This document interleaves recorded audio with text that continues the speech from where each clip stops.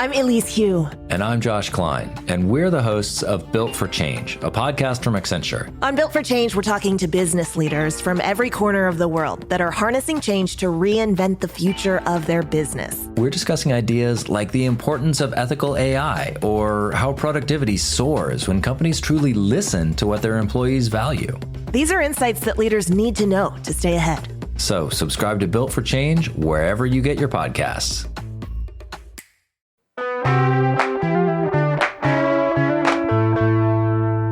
Today on CityCast Boise, about a decade ago, our city was the place for young people, especially artists.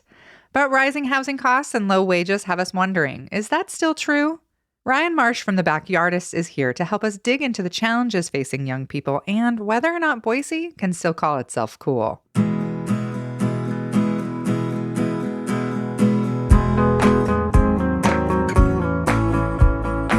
It's Monday, September 18th. I'm Emma Arnold, and this is what Boise's talking about.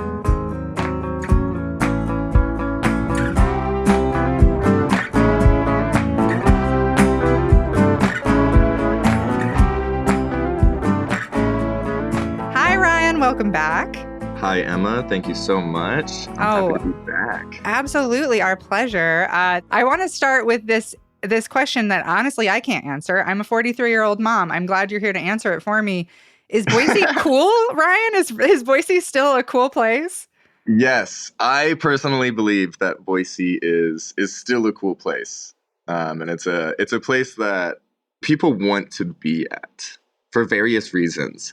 And I think it blends the city blends really well of like the outdoors that Idaho has, and then it also is just such a growing city scene where there's new arts that are coming. There's new shows pretty much every single night that you could find.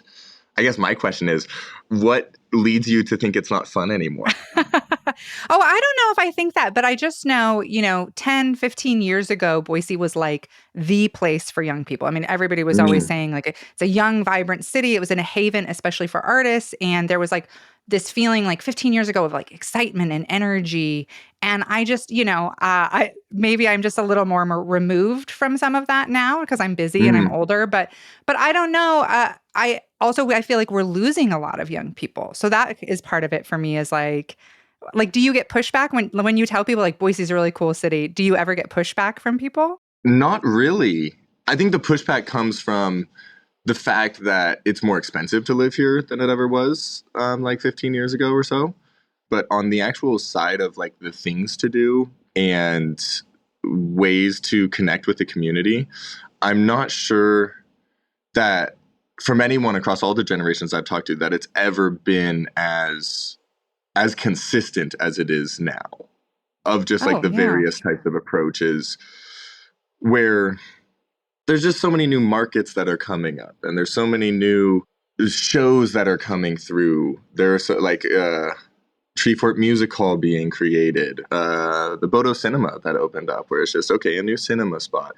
So a bunch of like just different varieties of events and things that you can kind of keep yourself entertained with. I don't know. I guess maybe for me, as things change, you kind of think that they've gone away, but they've actually just evolved. Like you said, the old theater downtown is gone, but now there's a new one with like, come for your chairs. So what are you going to hate about that, really? But right. So like for you, like, what is it like right now to be young in Boise? Like, are you having fun? Do you love it? Yeah, I don't think I've lived anywhere that I have this much fun at because there's such an array of like, oh, some days maybe I just don't want to be in the city and I don't want to do city type of things. And it's really easy to escape and just go to the river or just go up into the foothills or up into the pines. But then also there's some nights where it's like, oh no, let's go and like hang out downtown. And most people I talk to seem to have that sentiment where it's like, okay, it is kind of fun to be here. And maybe it does look different from how it does like 10 or 15 years ago. And I'm sure in 10 or 15 years, I'm going to be saying like, well, let me tell you how friggin' fun it was. Is this an impersonation of me you're doing right now? This is an impersonation?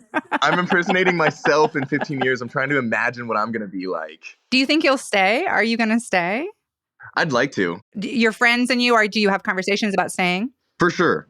For sure. I don't have really any other place in mind that I would live, just because Yeah, I've just fallen in love with Boise. I've fallen in love with the people. I'm fallen in love with the fact that you can like go to a grocery store and you could talk to someone random for 5 minutes, and it would actually be a pretty genuine conversation. And I think that's a really cool aspect that this city has that is not in a lot of cities, where it can get so big that it just kind of loses that feeling of like, oh no, it's like, hey, we're all kind of here together, just sharing time in Boise. And so I think because of that, I don't see myself really living anywhere else, for now. You mentioned housing being so expensive. Is that the biggest frustration 20-somethings are in Boise are feeling right now? I think so. I think it's the housing, and then it's the fact that restaurants can pay you $350, and we're one of the last states that can still pay you $350, which is pretty crazy. Rent is one of it's like the top 10 most inflated cities in the country. And so that side of it is definitely frustrating, and that's kind of like the game I think that 20-somethings are playing right now.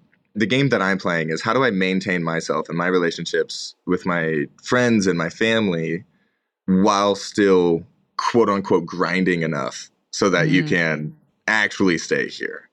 And it does create some really long days. Like, I have 2 full-time jobs, and so it's like, to have that fun, you do kind of have to put in that work. And I would love to see, our minimum wage raised, and restaurants not be able to pay you $3.50 for an hour of work and then compensate you with tips. That perpetuates just such a exploiting customer service type of basis, whereas it could be a lot easier for the server.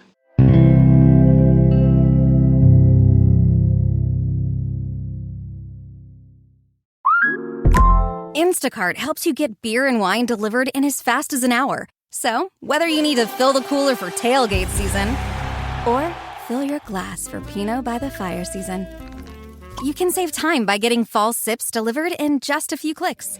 Visit instacart.com or download the app to get free delivery on your first 3 orders. Offer valid for a limited time. Minimum order $10. Additional terms apply. Must be 21 or over for alcohol delivery where available. Instacart. Add life to cart. I'm Elise Hugh. And I'm Josh Klein, and we're the hosts of Built for Change, a podcast from Accenture. On Built for Change, we're talking to business leaders from every corner of the world that are harnessing change to reinvent the future of their business. We're discussing ideas like the importance of ethical AI, or how productivity soars when companies truly listen to what their employees value. These are insights that leaders need to know to stay ahead. So subscribe to Built for Change wherever you get your podcasts. Are there things culturally you'd like to see more of? Restaurants, bars, galleries. What would you like to see more of culturally? Well, I'm loving the slow and steady growth of diversity that's coming to Boise. And I grew up in the Bay Area of California, and so it was a bit of a culture shock kind of moving from somewhere where it is so diverse, and you just have just so many oddball spots. And now there are oddball spots that are kind of coming up, and that's really exciting. And so I think it would be fun to see within Boise of just like an accessibility for people who don't really have a chance to get their voice out there, or don't really have a chance to have their dream of like, oh, I want to run this business, right? Or I want to start this. It'd be great to have almost like a way to just like get that kick started, for a bunch of different people, and especially people who are like moving here. And like, I think of Momo's Cafe off of Broadway, where was it, Mount Everest Cafe, and has been here for a long, long time. But I know during COVID, it took such a big hit that it's like still hasn't opened up within just like dining. It's only like carry out from the last time that I had been there. And so I don't know if that has changed now, but just like, I guess creating and continuing to create a place where it's like people that may have just like peripherally heard of Boise to want them to like come here and be like, oh no, this is actually kind of a cool place. But within that, then I think that kind of creates the expansion of like, okay, then there are galleries that are there. Yeah. Well, I think you're onto something really there. Like, that's really always kind of what I think everybody has. I mean, not everybody, but a lot of people have been saying about what Boise needs is more diversity. And with that comes better restaurants, better art, better music, better everything. And, kind of not just the same old semi-folksy meat and potatoes type stuff. So yeah, I'm fully on board with that. I think that that's a really good call. Do you have a favorite? What's your favorite thing right now to do in Boise?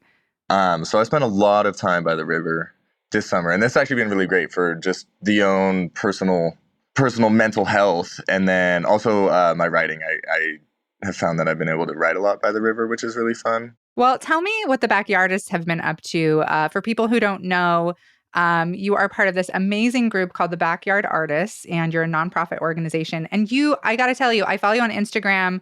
It's so fun. You do so many different interesting things. Tell me, give us an overview of some of the cool stuff you've been doing. Yeah, so we had taken a little bit of a break in April or so for like May and June. We didn't really do much, but before then we had done an art show at Sorrell's place down in Garden City, and so we were able to fill out 3 of their buildings with galleries and installations. And then when we kind of got back in July and started throwing things again, I mean, the weather was so nice, and really we were so much more interested in the idea of just like communal spaces where people can just come out and hang and meet new people. So we threw a trash by the river pickup day. So we just kind of walked around and picked up trash and hung out with a bunch of people.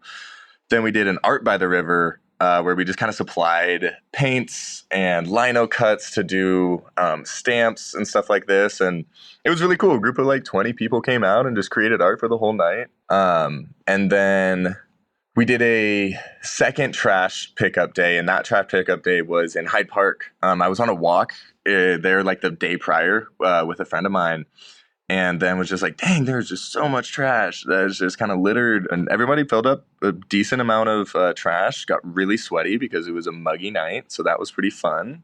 Tell me about the Meridian Night Market, what you're doing out there, because first of all, I've never heard of the Meridian Night Market until I saw it on your Instagram. And I was like, wait, what is this? Meridian has gotten so cool and cute all of a sudden. Yeah. So Meridian Night Market, it is actually run by Chelsea Major of the Lit Room and has been partnered with Backyard Artists from the beginning. We've just been really great friends. And she had this great idea of like bringing a night market out to Meridian. She lives in Meridian, so she wanted to see more of what like Boise has to offer and the fun things to do in Meridian. And so this night market it was super cool. Wasn't able to go to the first one, but we were there for the second. We did a reading. So Tomas Baeza, Hannah Cook, and London Talbot all read there. And as that was going on, there were just like booths around so people could go and shop. There was a taco truck there at the Roosevelt, which was really cool, serving tacos. And then we had a musician, Jordan Leisure, who was kind of like singing in between the readers. It was a really sweet night. And I'm happy that there's a place in Meridian that can have just like just a serene type of evening. Well, Brian, people should check out the night market. That sounds like such a good time. And dude, I hope people check you out on Instagram and check out your website, because you're giving out grants, you're making all these fun events, and you're just doing so much great stuff. And yeah, the community is just so lucky to have you, and we were lucky to get to talk to you today. So thank you.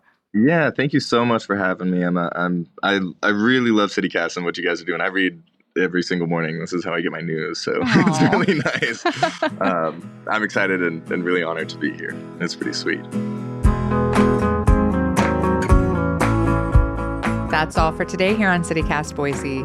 If you enjoyed the show, check out our website for online guides to Boise's art scene and more. We'll be back tomorrow morning with tips for finding the best pan dulce in the Treasure Valley. Bye!